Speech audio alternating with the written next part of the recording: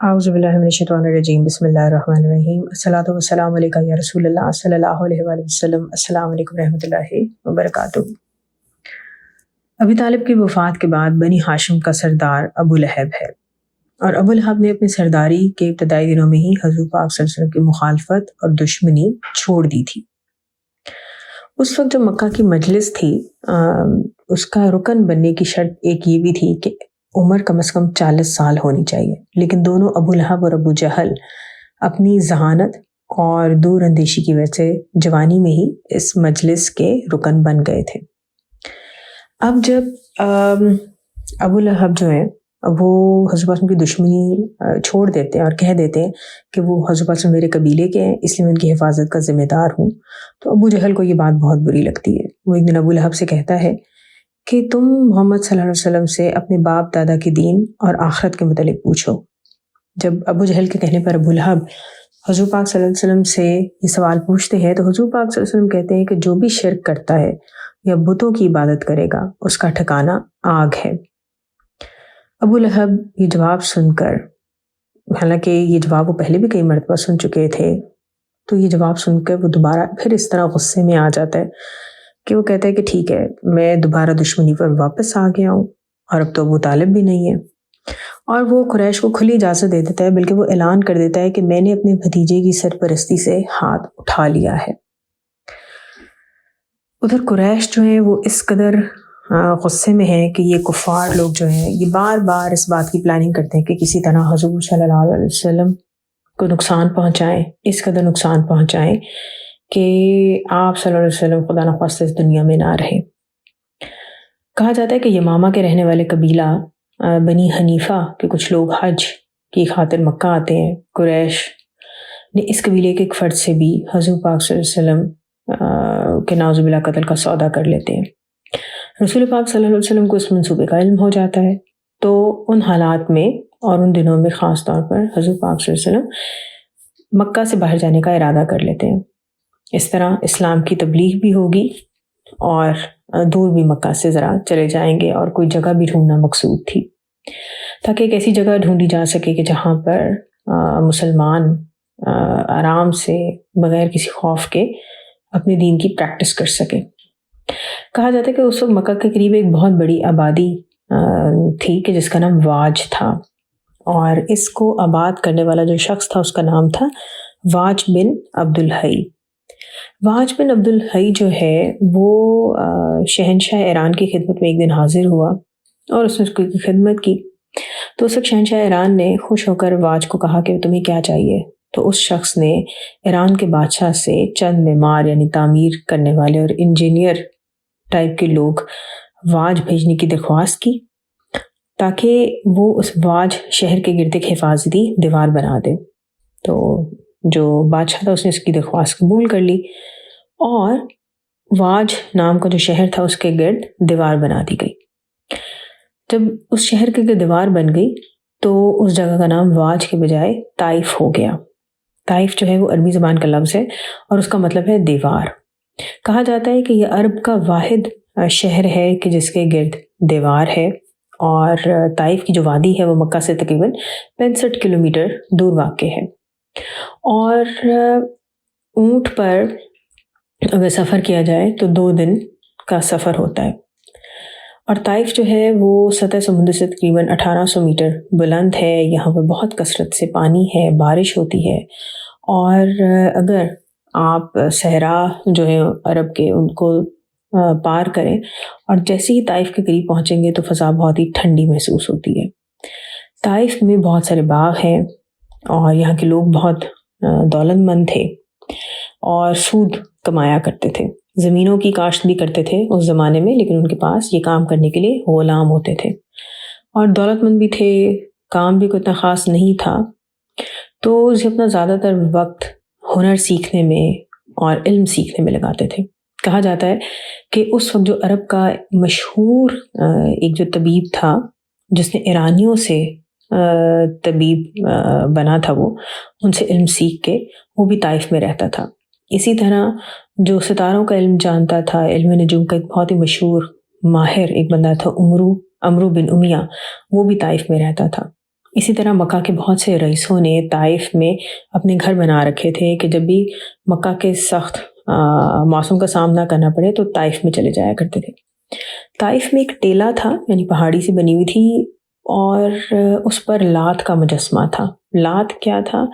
یہ کافروں کے عقیدے کے مطابق لات جو تھا وہ خدا کی نعوذ باللہ 3 بیٹیوں میں سے ایک تھا، لات، منات اور عزا۔ اور ٹیلے جو پہاڑی تھی کہ جس میں یہ لات کا مجسمہ نصب تھا، اس کے ارد گرد کے علاقے کو بست کہا جاتا تھا، اور کہا جاتا کہ کوئی شخص خواہ وہ قاتل ہی کیوں نہ ہو، کتنا بڑے ہی اس نے کوئی جرم کیوں نہ کیا ہو، اگر وہ اس علاقے میں داخل ہو جائے گا تو اس کا کوئی پیچھا نہیں کرے گا، تو اس کو آزادی ہے۔ اور جو طائف میں رہنے والے لوگ تھے وہ بہت فخر محسوس کرتے تھے اس بات کی کہ وہ گندم کی روٹی کھاتے ہیں، جبکہ مکہ میں رہنے والوں کو گندم کی روٹی آسانی سے نہیں ملتی تھی۔ وہ اسی وقت گندم کی روٹی کھاتے تھے جب کبھی قریب کے شہروں سے گندم آتی تھی۔ مکہ میں رہنے والے لوگ زیادہ تر کھجوریں، اونٹنی کا دودھ اور خشک مچھلی سے اپنا پیٹ بھرتے تھے، اور وہ مچھلی جو ہے وہ ریڈ سی جسے ہم بحیرہ احمر کہتے ہیں وہاں سے آتی تھی، جو مکہ سے زیادہ دور نہیں تھا۔ تو جب کفار مکہ ابی طالب اور حضرت خدیجہ رضی اللہ عنہ کی وفات کے بعد دشمن ہو جاتے ہیں حضور پاک صلی اللہ علیہ وسلم کے، تو حضور پاک صلی اللہ علیہ وسلم زید بن حارثہ کو ساتھ لے کر طائف کی طرف سفر پر نکل پڑتے ہیں۔ راستے میں حضور پاک صلی اللہ علیہ وسلم مزدلفہ کے مقام پہ پہنچتے ہیں، عرفات کے مقام پہ پہنچتے ہیں، ہدا کے مقام پہ پہنچتے ہیں، اور اس سارے راستے میں حضور پاک صلی اللہ علیہ وسلم لوگوں کو اللہ تعالیٰ کی وحدانیت کا پیغام دے رہے ہوتے ہیں، اسلام کی دعوت دے رہے ہوتے ہیں۔ کچھ لوگ سنتے ہیں لیکن زیادہ تر لوگ نہیں سنتے۔ اور پھر حضور پاک صلی اللہ علیہ وسلم طائف میں اس وقت داخل ہوتے ہیں زید بن حارثہ کے ساتھ۔ کہا جاتا ہے کہ اس وقت طائف کا جو سردار تھا وہ عمرو بن عمیر ثقفی تھا، جو بہت ہی بہادر اور غیرت مند اور وفادار مشہور تھا۔ اس کا قبیلہ بھی انہی اوصاف کی بنا پر جانا جاتا تھا۔ تو حضور پاک صلی اللہ علیہ وسلم جب طائف جاتے ہیں تو یہ امید ہوتی ہے کہ اگر اس قبیلے کے لوگ اسلام قبول کر لیں گے تو قریش کے ظلم اور زیادتیوں سے سب محفوظ ہو جائیں گے، خاص طور پر مسلمان۔ وہاں پہ 3 سرداروں سے ملاقات ہوتی ہے جو کہ طائف کے، اب کہہ لیں کہ سیاہ سفید کے مالک ہیں۔ حضور پاک صلی اللہ علیہ وسلم انہیں دعوت دیتے ہیں تو وہ مذاق اڑاتے ہیں اور طنز کرتے ہیں، اور اس کے بعد وہ کیا کرتے ہیں کہ جب حضور پاک صلی اللہ علیہ وسلم کو طائف میں رہتے ہوئے 10 دن ہو جاتے ہیں، اللہ تعالیٰ کی وحدانیت کا، اسلام کا پیغام پہنچا رہے ہوتے ہیں، تو طائف والے اس وقت تو تنگ نہیں کرتے حضور پاک صلی اللہ علیہ وسلم کو، کچھ کہتے بھی نہیں ہیں، ٹھیک ہے اسلام کی دعوت قبول نہیں کرتے لیکن تنگ بھی نہیں کرتے۔ لیکن قریش مکہ کو جب بھی معلوم ہوتا ہے کہ حضور پاک صلی اللہ علیہ وسلم طائف میں ٹھہرے ہوئے ہیں اور لوگوں کو اللہ تعالیٰ کا پیغام دے رہے ہیں، تو وہ پھر وہاں کے جو قبیلہ ہوتا ہے بنی ثقیف، ان کو پیغام پہنچاتے ہیں کہ تم نے حضور پاک صلی اللہ علیہ وسلم کو نئے دین کی تبلیغ کی اجازت کیوں دی ہے؟ کیا تم اپنے خدا لات کو ناراض کرنا چاہتے ہو؟ اگر حضور پاک صلی اللہ علیہ وسلم کامیاب ہو گئے تو تمہارا قبیلہ جو ہے وہ جدا ہو جائے گا، اسلام قبول کرنے والے جو ہیں وہ بھائی بھائی کے دشمن ہو جائیں گے، بیٹے باپ کے خلاف ہو جائیں گے، تو تم لوگ حضور پاک صلی اللہ علیہ وسلم اور زید بن حارثہ کو طائف سے جانے کا کہو، انہیں نکال دو۔ تو کفار مکہ کے کہنے پر طائف کے سردار جو ہیں وہ حضور پاک صلی اللہ علیہ وسلم کو اور زید بن حارثہ کو وہاں سے جانے کے لیے کہتے ہیں، اور تنگ کرنے کے لیے طائف کے جو نوجوان لڑکے ہوتے ہیں انہیں ان کے پیچھے لگا دیتے ہیں، جو کہ بہت ہی بد تہذیبی کا سلوک کرتے ہیں، مذاق اڑاتے ہیں، پتھر پھینکتے ہیں۔ کہا جاتا ہے کہ ان پتھروں سے حضور پاک صلی اللہ علیہ وسلم اور زید بن حارثہ زخمی بھی ہوتے ہیں، اور اس قدر زخمی ہوتے ہیں کہ ان کے جوتے جو ہیں وہ پاؤں سے چپک بھی جاتے ہیں۔ اس وقت کافی گرمی کا موسم تھا، کہا جاتا ہے کہ شاید مئی اور جون کے مہینے تھے اور بہت گرم مہینے ہوتے تھے، اور حضور پاک صلی اللہ علیہ وسلم دھوپ میں طائف سے مکہ پیدل سفر کر رہے تھے زید بن حارثہ کے ساتھ۔ راستے میں آپ کو انگوروں کا ایک باغ نظر آتا ہے، تو سائے میں آرام کرنے کے لیے رک جاتے ہیں۔ یہ باغ جو ہوتا ہے مکہ کا ایک رئیس ہوتا ہے ربیع بن عبد شمس، اس کا ہوتا ہے، وہ بھی حضور پاک صلی اللہ علیہ وسلم کا دشمن تھا۔ خیر جب اسے پتہ چلتا ہے کہ حضور پاک صلی اللہ علیہ وسلم جو ہیں وہ اس باغ میں موجود ہیں، تو ربیع کے جو بیٹے ہوتے ہیں عتبہ اور شیبہ، وہ تمام تر دشمنی کے باوجود حضور پاک صلی اللہ علیہ وسلم کی حالت کو دیکھتے ہیں، اور انہیں احساس ہوتا ہے کہ جو بھی ہے حضور پاک صلی اللہ علیہ وسلم قریشی ہیں، ہمارے بھائی ہیں اور اس وقت مشکل حالت میں ہیں۔ تو اپنے ایک عیسائی غلام ہوتا ہے اداس، اس کو بلا کے کہتے ہیں کہ یہ ہمارے مسافر ہیں، مہمان ہیں، ان کو انگور کھانے کے لیے پیش کرو۔ تو وہ جو غلام ہے اداس، وہ انگوروں کا ایک گچھا کہہ لیں یا خوشہ کہہ لیں، وہ حضور پاک کے پاس لاتا ہے اور پیش کرتا ہے۔ حضور پاک صلی اللہ علیہ وسلم بسم اللہ الرحمن الرحیم پڑھتے ہیں اور خود بھی انگور کھاتے ہیں اور زید کو بھی دیتے ہیں۔ اب جو وہ عیسائی غلام اداس ہوتا ہے وہ بڑی حیرت سے دیکھ رہا ہوتا ہے کہ حضور پاک صلی اللہ علیہ وسلم نے غلام جو ہے اپنا اس کو اپنے برابر بٹھایا ہوا ہے اور ساتھ کھانے میں بھی شامل کیا ہے۔ تو اسے بہت عجیب لگتا ہے کہ عرب میں کوئی شخص کیسے ایسے کر سکتا ہے۔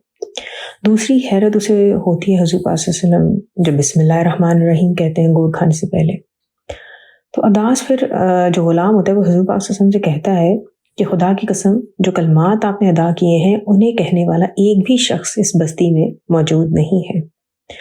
حضور پاک صلی اللہ علیہ وسلم سے پوچھتے ہیں کہ تم کس ملک کے رہنے والے اور تمہارا دین کیا ہے؟ تو اداس کہتا ہے کہ میں نینوا یعنی عراق کا رہنے والا ہوں، عیسائی ہوں۔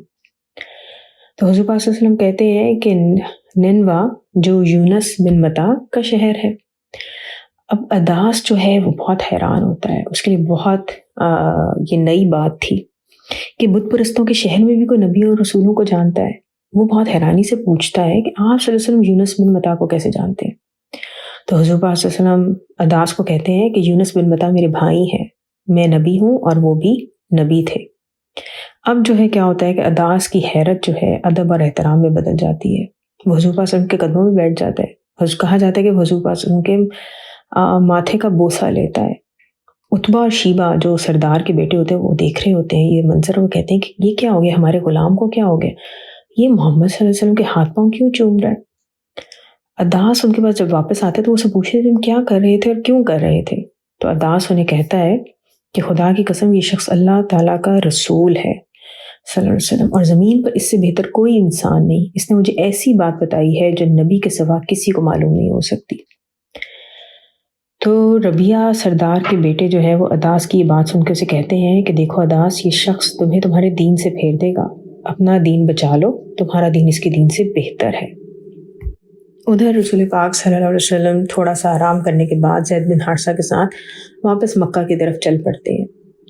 تو راستے میں اللہ تعالیٰ سے دعا کرتے ہیں جسے دعائے مستضعفین بھی کہا جاتا ہے، کمزوروں کی دعا۔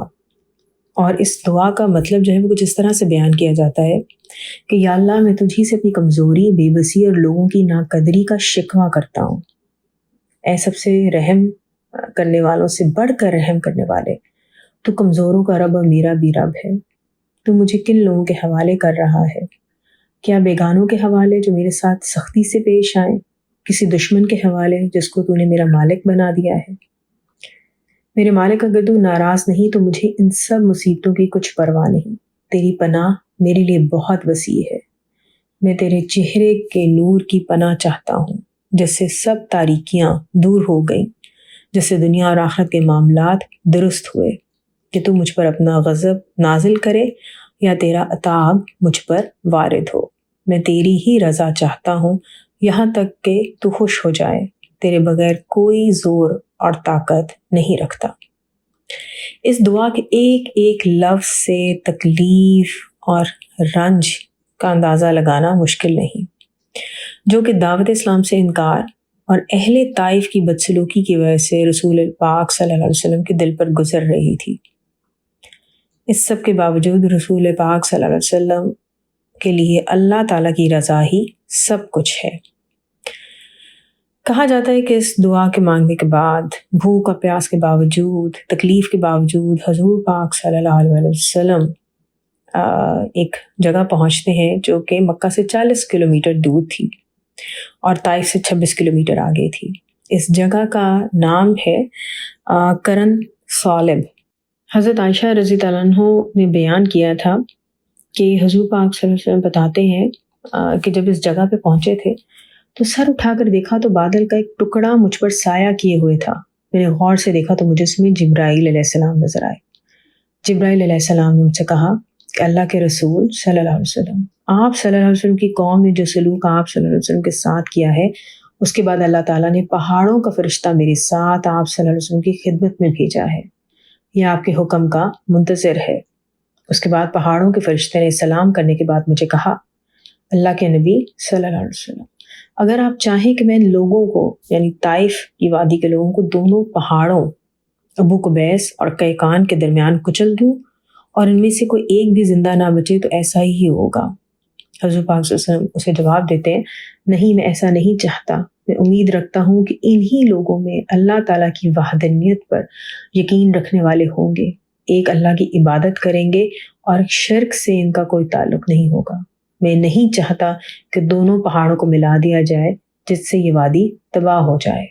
یہ جواب سننے کے بعد پہاڑوں کا فرشتہ کہتا ہے کہ آپ صلی اللہ علیہ وسلم نہایت شفیق اور مہربان ہے، جیسا کہ آپ صلی اللہ علیہ وسلم کے رب نے آپ کا نام رکھا ہے۔ سبحان اللہ، حضور پاک صلی اللہ علیہ وسلم نے اسلام کو پھیلانے کے لیے کتنی تکالیف اٹھائیں۔ خوش قسمت ہیں ہم سب وہ لوگ کہ جو حضور پاک صلی اللہ علیہ وسلم کی امت میں شامل ہیں۔ اللہ تعالیٰ ہمیں ہر لمحے اور ہر پل میں حضور پاک صلی اللہ علیہ وسلم کی محبت اور قرب عطا کریں، آمین ثم آمین۔ الصلاۃ والسلام علیکہ یا رسول اللہ صلی اللہ علیہ وآلہ وسلم۔ السلام علیکم ورحمۃ اللہ وبرکاتہ۔